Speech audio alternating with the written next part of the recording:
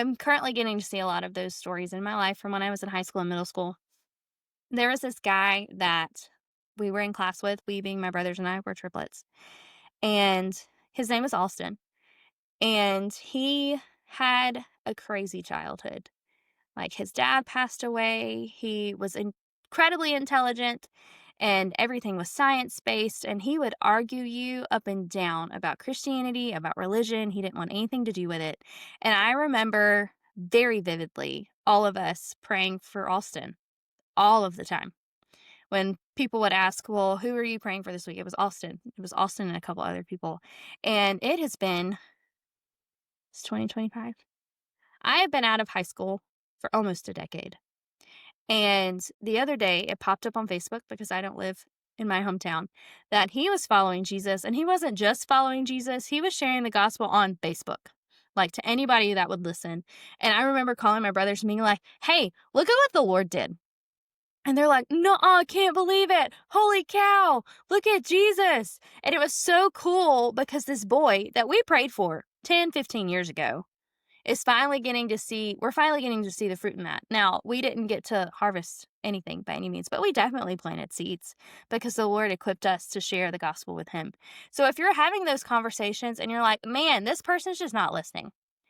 They might just not be listening now. It might be 20 years from now, it might be 40 years from now. You may never get to see it, but we know that the Lord is faithful and that he keeps his promises. So, here's the truth.